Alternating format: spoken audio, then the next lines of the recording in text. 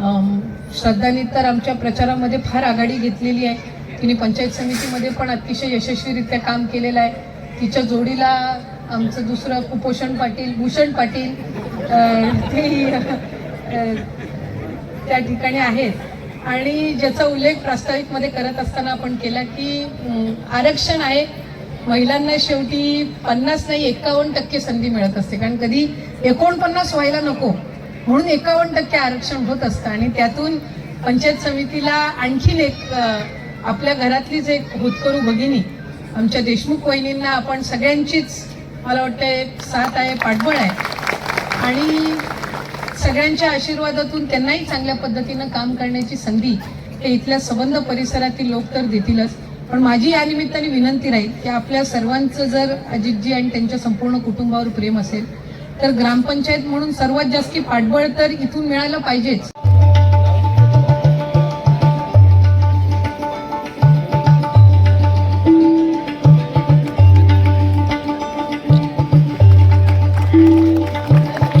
जितेंद्रजी पाटील यांनाही विनंती आहे, या ठिकाणी औक्षण केलं जातं। अजयजी आपणास गणेशाची सिद्धी, चाणक्याची बुद्धी, शारदेचं ज्ञान, कर्णाचं दान, भीष्माचं वचन, रामाची मर्यादा आणि बजरंगबलीची ताकद मिळो हीच आजच्या अभिष्ट चिंतन सोहळ्याच्या निमित्तानं शुभेच्छा।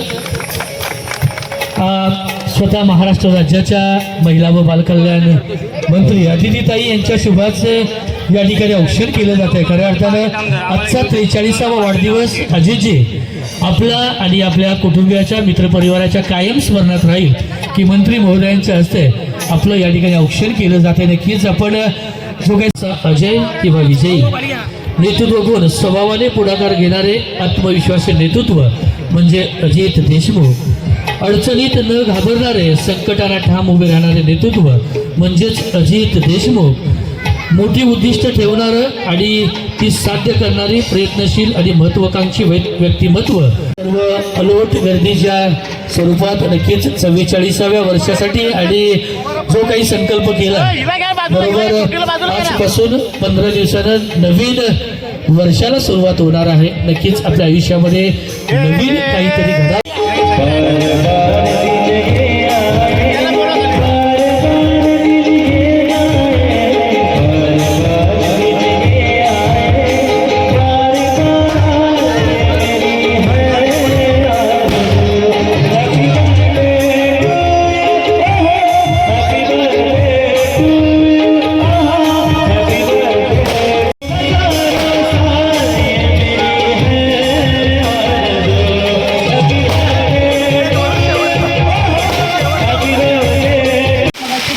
करत असताना आपण केलात की इतकी मोठी ही ग्रामपंचायत आणि इथे 4 वेळेला उपसरपंच पदापर्यंतची जबाबदारी त्यांनी अतिशय यशस्वीरित्या पार पाडली आणि ती किती यशस्वी झाली याचं उदाहरण आज त्यांच्या वाढदिवसाच्या निमित्ताने आलेले हे सर्व हितचिंतकांच्या उपस्थितीतून त्या निमित्ताने आपल्याला पाहायला मिळतं। कारण वाढदिवसाच्या आपल्या दिनी किती आपले हितचिंतक आहेत, किती आपल्याला खऱ्या अर्थानं मनापासून आशीर्वाद आणि शुभेच्छा द्यायला येत असतात याचा अनुभव आपल्याला मला वाटतं अनेकदा त्यांनी याआधी कधी आपला वाढदिवस साजरा केला नाही, पण आज त्या निमित्ताने करत असताना त्यांना सुद्धा गेल्या अनेक वर्षापासून त्यांच्या कुटुंबाने जी काही इथल्या लोकांची सेवा केलेली आहे ती त्या निमित्ताने आज त्यांना या उपस्थितीमध्ये पाहायला मिळाली। मला एका गोष्टीची खात्री आहे की जितका आनंद अजितजी तुम्हाला असेल की सर्व मंडळी तुम्हाला आशीर्वाद आणि शुभेच्छा द्यायला आल्या आहेत याच्यापेक्षा किंचित जास्त तुमच्या आई आणि तुमच्या कुटुंबाला असणार आहे। कारण शेवटी काम करत असताना दिवस रात्र ज्या वेळेला आपण आपल्या गावासाठी आपल्या परिसरासाठी काम करत असतो त्यावेळेला कुठं ना कुठंतरी आपण जे काम करतोय ते योग्य दिशेने आहे याची पोचपावती आज आशीर्वाद रूपाने आणि शुभेच्छा रूपाने तुम्हाला या सगळ्या उपस्थितीमधून मिळत आहे। या ग्रामपंचायतीमध्ये आपण उपसरपंच म्हणून काम केलं।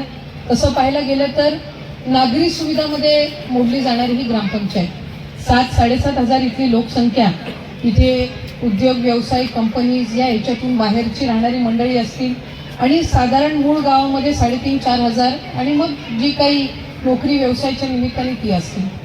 पण या सगळ्या याची जबाबदारी पार पाडत असताना त्या 7-7.5 जी लोकसंख्या आहे त्यांना चांगल्या पद्धतीनं सुविधा देणं, शेवटी हल्ली ग्रामपंचायतीचा उपसरपंच सरपंच म्हणून सुद्धा अनेक जबाबदाऱ्या आपल्याला पार पाडायला लागत असतात। मी नेहमी म्हणत असते की ग्रामपंचायत ही कुठल्याही गावाचा विकासात्मक कणा असते, आणि घरात काही झालं गावात काही झालं तरी पहिलं सगळे येतात ते तिथल्या स्थानिक लोकप्रतिनिधीकडे।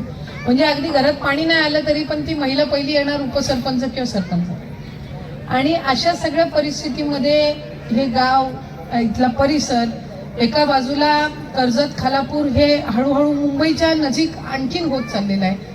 इथं रोजगार व्यवसाय उद्योग हे त्या प्रमाणात वाढत आहेत।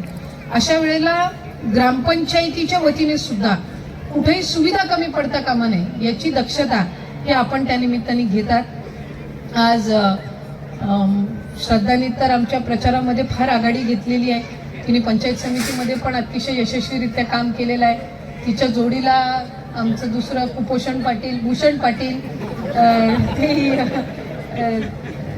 त्या ठिकाणी आहेत। आणि ज्याचा उल्लेख प्रास्ताविकमध्ये करत असताना आपण केला की आरक्षण आहे, महिलांना शेवटी 50 नाही 51% संधी मिळत असते, कारण कधी 49 व्हायला नको म्हणून 51% आरक्षण होत असतं। आणि त्यातून पंचायत समितीला आणखीन एक आपल्या घरातलीच एक होतकरू भगिनी आमच्या देशमुख वहिनींना आपण सगळ्यांचीच मला वाटतं साथ आहे, पाठबळ आहे, आणि सगळ्यांच्या आशीर्वादातून त्यांनाही चांगल्या पद्धतीनं काम करण्याची संधी हे इथल्या संबंध परिसरातील लोक तर देतीलच। पण माझी या निमित्ताने विनंती राहील की आपल्या सर्वांचं जर अजितजी आणि त्यांच्या संपूर्ण कुटुंबावर प्रेम असेल तर ग्रामपंचायत म्हणून सर्वात जास्ती पाठबळ तर इथून मिळालं पाहिजेच, कारण शेवटी आपल्याला गणातून निवडणूक लढवायची झाली म्हटल्यावर वेगवेगळ्या इतर गावांमध्ये आपल्याला लक्ष केंद्रित करावं लागणार।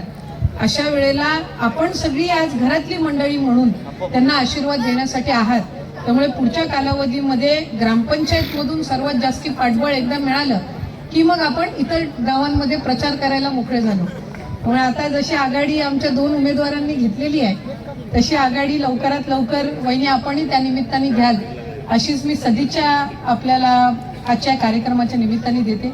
आणि उपसरपंच म्हणून अजितजी जो आपला कार्यकाळ आहे पुढच्या कालावधीमध्ये अधिक तुमच्या हातून या संबंध परिसरामध्ये चांगल्या पद्धतीचं काम हो। आदरणीय तटकरे साहेब, आज सुधाभाऊ असतील, मी असतील, व्यासपीठावर उपस्थित सर्वच मान्यवर, आज आमचे सुरेशजी सुद्धा या ठिकाणी आहेत, पद्मावहिनींनी माझ्यासोबत जिल्हा परिषदमध्ये काम केलेलं आहे। आम्ही सर्वच स्थानिक स्वराज्य संस्थेच्या या ह्याच्यातून तयार झालेली सगळी मंडळी आहोत आणि पुढच्या कालावधीमध्ये पक्षाची संपूर्ण ताकद ही आपल्या पाठीशी उभं करून सर्वात उत्कृष्ट हा संबंध परिसर कसा होईल यासाठी आपण एकत्रितपणाने काम करूयात अशी सदिच्छा मी या निमित्ताने व्यक्त करते।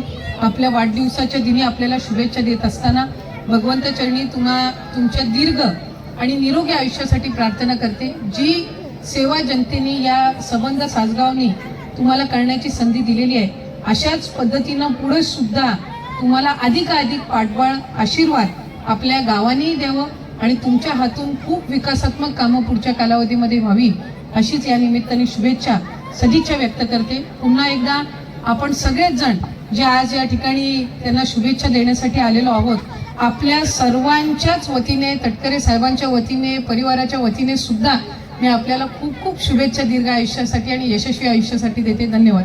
जय हिंद, जय महाराष्ट्र।